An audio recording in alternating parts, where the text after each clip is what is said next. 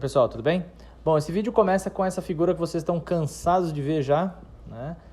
Sobre a análise proteômica do sangue coletado de pessoas, né? E aí no caso a gente está analisando o plasma, o proteoma do plasma, que é a parte líquida do sangue, e também na parte de uma fração celular do sangue, tá? Mas a gente vai pular ali para o final já, para chegar nos finalmente da cromatografia líquida acoplada à espectrometria de massas, o LCMS, né?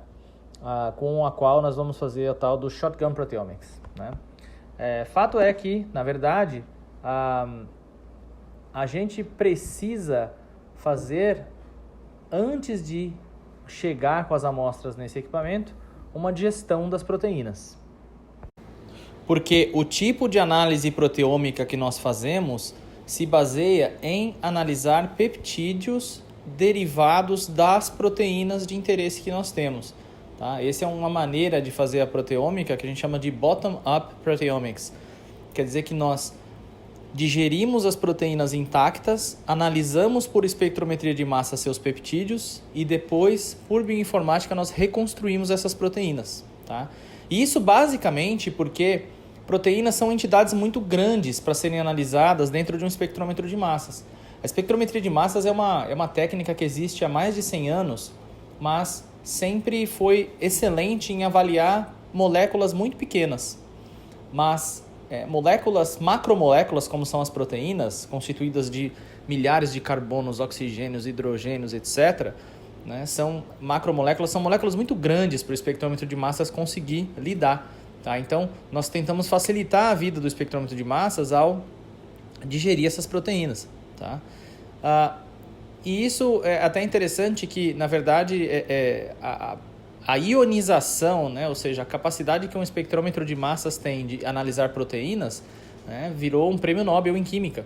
Né, muito porque pensava-se que uma proteína ser analisada por espectrometria de massas era tão difícil quanto fazer um elefante voar, ao passo que pequenas moléculas são muito mais fáceis de serem analisadas. E a história do voo aqui é muito porque as moléculas literalmente voam dentro do espectrômetro de massas, já que elas são convertidas a uma fase gasosa e aí tornam-se íons que dentro do espectrômetro voam para terem suas massas medidas. Então vocês vão se recordar que eu mostrei para vocês o espectrômetro de massas na primeira aula nossa, mas agora eu vou só retomar de novo a importância de cada uma das partes desse equipamento, tá? Vocês vão se lembrar da primeira aula que eu mostrei esse equipamento aqui, né, que é um sistema de espectrometria de massas, mas apesar de falarmos de espectrometria de massa, nós temos aqui um cromatógrafo líquido, tá? Cromatógrafo esse que vai separar as entidades que vão ser analisadas no espectrômetro de massas, tá? A separação é feita numa coluna que está aqui dentro, né, mas é uma nanocoluna, uma coluninha bem pequena, né? Isso aqui só é a coluna de separação, tá? E isso vai estar então diretamente conectado ao espectrômetro de massas, que vai medir então as massas dos analitos, aqui no caso os peptídeos que nós estamos analisando. Então vamos recontextualizar tudo aqui de novo, pessoal. Lembrem-se que a gente coletou o sangue dos pacientes com depressão, visando buscar entender o porquê que os pacientes respondem mal ou bem à medicação, certo?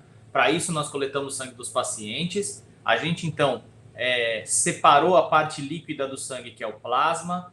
Fizemos uma cromatografia de afinidade para tirar aquelas proteínas mais abundantes, separá-las das proteínas menos abundantes. Entretanto, as proteínas menos abundantes ainda são muitas, então a gente fez uma eletroforese, certo? Para poder diminuir a complexidade do proteoma, separar aquelas milhares de proteínas, de forma que nós pudéssemos cortar pedacinhos dos géis ali, fazer uma digestão, já que os peptídeos aqui vão adentrar o espectrômetro de massas, tá? Que eu mostrei agora há pouco para vocês.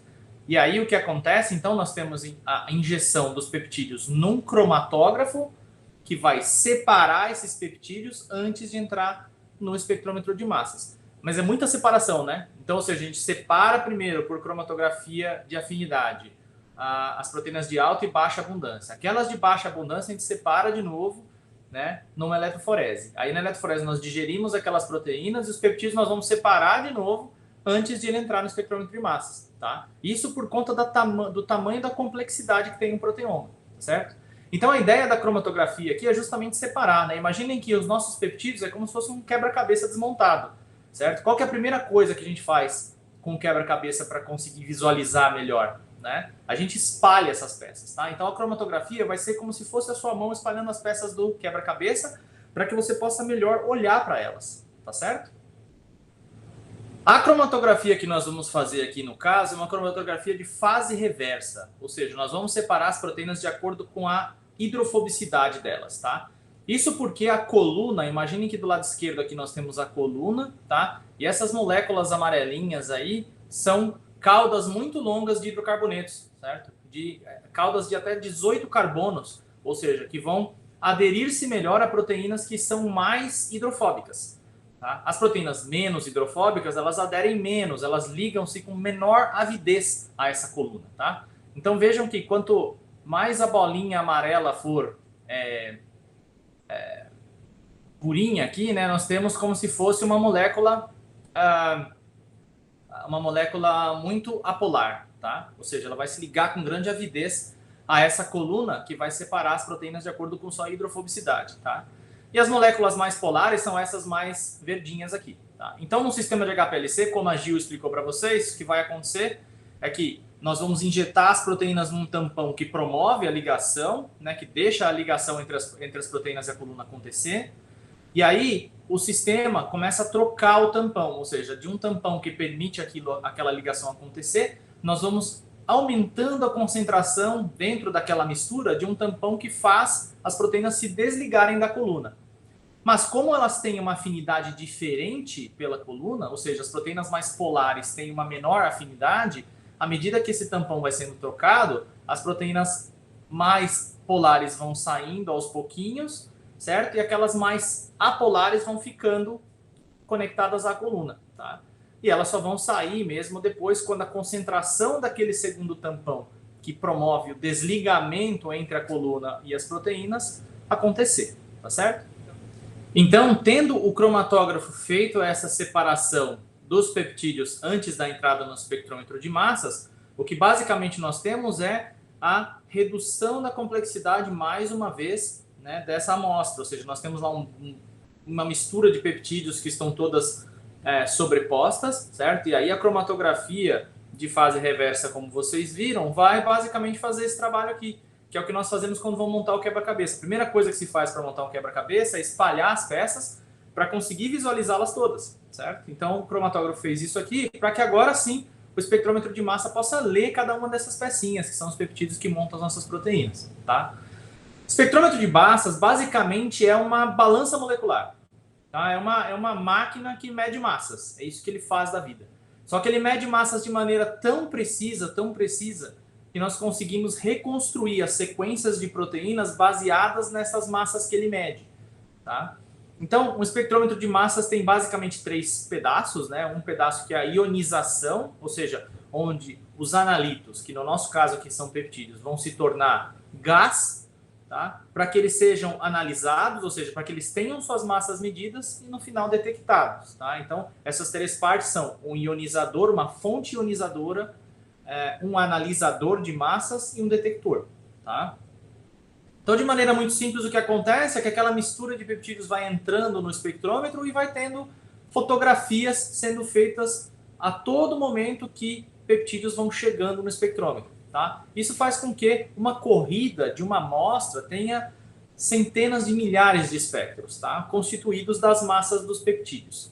E basicamente o que nós vamos fazer depois, né, de uma maneira bem simplificada, é pegar esses espectros obtidos no espectrômetro de massas e confrontar com espectros virtuais obtidos com as sequências de proteínas daquele organismo que você está analisando, tá? Então, basicamente, nós pegamos as sequências genômicas, por exemplo, dos seres humanos, na nossa análise aqui como para depressão, certo?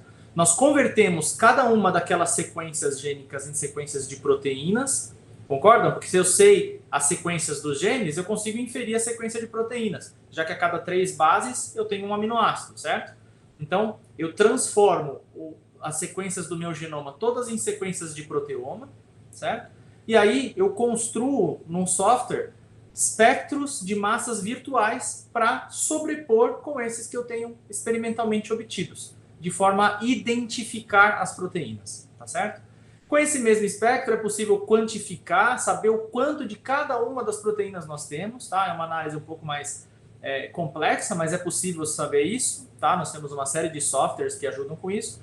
E aí depois a gente vai, então, com essas listas de proteínas, empregar programas Reactome, do Uniprot, ou seja, com as proteínas em mãos agora nós podemos melhor investigar o que é que essas proteínas vão fazer. Beleza?